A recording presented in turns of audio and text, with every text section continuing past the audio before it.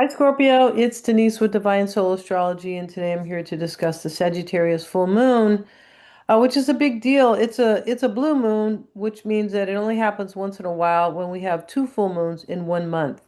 So, this is going to be for Scorpio, sun, moon, and rising, and welcome in Scorpio. And full moons are always important for you. You're a water sign. I would definitely would say they are.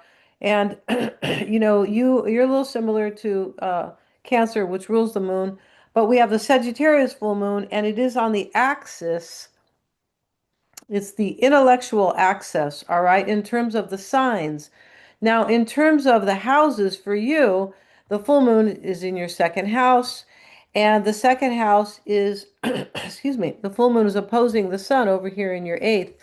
But this is kind of a money. We can call this a money axis.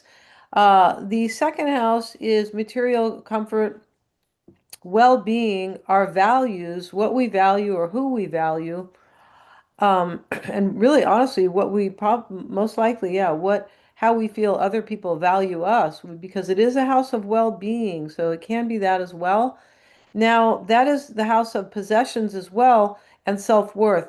And the eighth house here being ruled by Mercury, right? The moon is being ruled by Jupiter, and the sun is being ruled by Mercury. In your eighth house, you actually own or rule, Scorpio, and Mars is the ruler, the natural ruler of the eighth house. So yours happens to be in Gemini, all right? On the wheel, we can see it here. I have you here on the ascendant.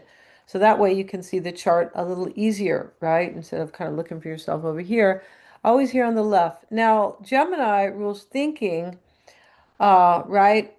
And excuse me, it rules thinking and communication and kind of the logical mind, the rational mind, the one that gets us, to work in the morning, the one that lets us kind of cook a meal. And Sagittarius rules, the higher mind, which is God, growth and expansion, our higher potential, our purpose, and higher realms, even religion. So that's how that comes in. But this eighth house for you is transformation. It is seeing beneath the veil, like understanding deep psychological issues. It is a hidden house. It's a house of intimate relationships and shared monies. Shared, including 401ks or the money you make with your partner, business partner, inheritances and taxes, 401ks. It's a big house. They all are. It's also about crises and secrets and intimate partnerships, whatever those are, business or romantic, okay? They don't even have to, it could be just the close relationship you have with somebody like a friend, if it's, it doesn't have to be intimate in terms of sex. So that's the eighth house there. There is money involved with both houses, all right? So we have this here for you.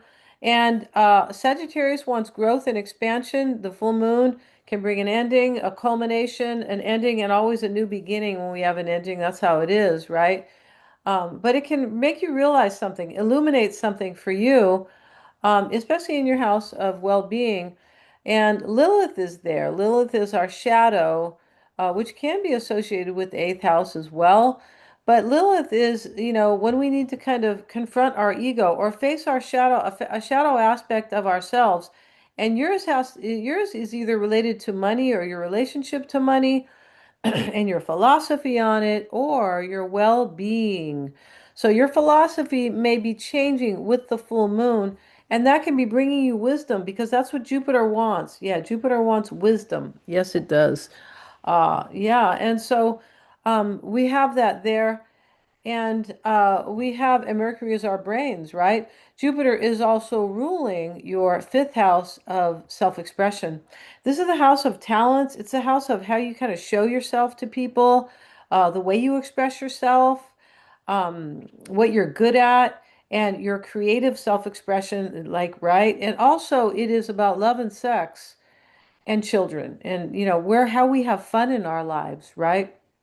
Hobbies and things like that, recreational activities, but it is where we shine, right? And it is also the house of the ego and the house of the heart. Yeah, the heart is, the higher expression of the ego. Yeah, so we have that there. ruling that the North Node is there for you, and the moon is making a square to that fifth house of self-expression. So there's something that will be changing here for you that supports your well-being or maybe your material, financial stability.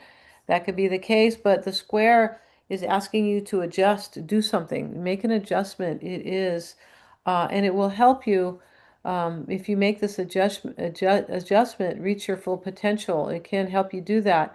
Here's the North Node as part of the square. It's moving out of the square, but it is still there because it's, a little lighter red here. And also, we also see a Lilith it's a very loose square, but still, it is still there, kind of, pointing over here, going, hey, look, you, kind of, let the shadows, see the shadow so you can move into the light, right? Because it is doing something to your well-being.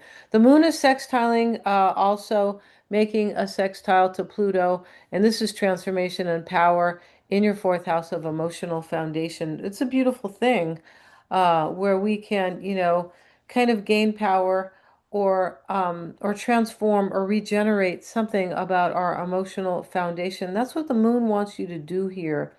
That's why it's making that square to your house of self-expression. All right. Now, let's see what I have here in the yeah, in the notes here, because I've kind of gotten away from the notes. Yes, I get too excited here. Let's move forward to yours. Yeah, Mercury. Let's talk about Mercury. Mercury is ruling also the ruler of the sun, so it's really important, right? Mercury is in its own sign, actually making this even more important. Mercury is our brains, and right, I was talking about the intellectual access. Mercury is the way we think. So something's changing here, like at least for all of us, really with the way we think and our philosophy on something, which is wants us to grow. The full moon wants us to grow, and it does. It wants to end something that really is not helping us expand or see the wisdom that we need to do that. And so Mercury is ruling your 11th house of future aspirations. See, there's something here that Mercury can help you do that because it's ruling that 11th house and it is here with the sun. The sun is the clarity that we all need, right? It really is. It's the life. The sun represents life. Yes, and strength and, and warmth and all these things that help us. So here it is also related to our self-expression where we see Jupiter ruling that house, all right? Our creative pursuits or simply how we shine or how we kind of show up. And so here we have that square from the moon to your 11th house to the south node. That's moving away, but the south node leaves something out, Scorpio, that is hindering you moving into your future. And maybe the full moon with all its wisdom can show you that, right? Especially as it sits in your house of well-being, right? Now, this 11th house has to do with money as well because it is the gains that we get from the 10th house of career. Um, yeah, and but we have the part of fortune. So the part of fortune is, the moon is showing you something that helps you thrive so you can move into your future easier. But, part of fortune is also in this kind of loose conjunction here with the South Node.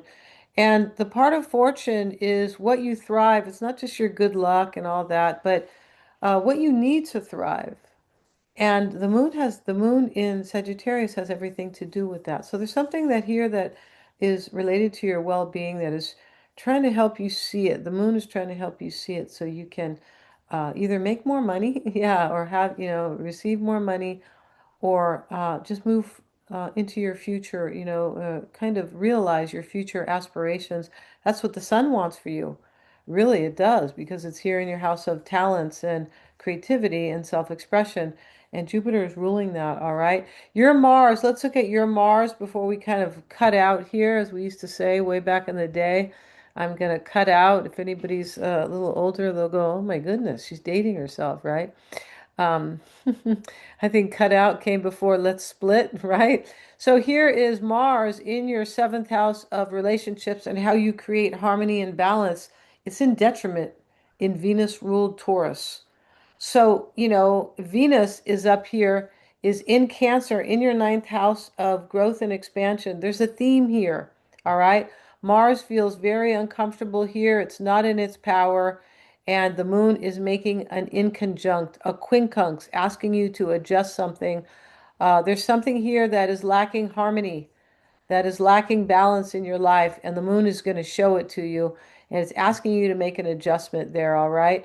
Venus, as I said, Venus here is in Cancer, but Venus is ruling this, your 12th house of endings. Venus wants you to let something go, Scorpio, right? Especially when Mars is sitting in Venus's um, rules your 12th of endings, but is sitting here in detriment in Taurus. Yeah. And so Mars is kind of shaking up your well-being and your balance and your harmony. That's what it's doing here. That is your ruler. And also um, we have this.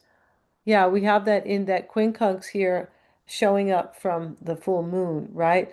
And so Mars is doing something else though, because Mars is making a trine, which is very beautiful, to your 11th house of um, into your 11th house of future aspirations. But Mars here in detriment is saying there's something that needs to be adjusted as it affects your well-being, all right? Because remember, we have the full moon in your house of well-being. So thank you so much, Scorpio, for joining me here. Please like, share, and subscribe, and hit the little bell if you enjoyed my content. My hair's looking kind of funny here in this Zoom. And also, if you'd like a reading with me, check out the description box below. All my readings come from a place of deeper meaning. I'm a Sag and I'm completely into the deeper meaning, right? That's we kind of talked about that. The full moon is about wisdom and growth and expansion, but also what is meaningful for you, right? Kind of hit on that with the Taurus, not Taurus, but part of fortune, what helps you thrive, all right? Yeah, and if you want to see the video on the nodes squaring Uranus, very important because Uranus just moved into Gemini, and Gemini is in your eighth house of rules your eighth house, or Mercury, your eighth house of transformations. So big changes for you guys. So that's below, and you should be seeing it pop up. Thanks so much, Scorpio, for joining me here today.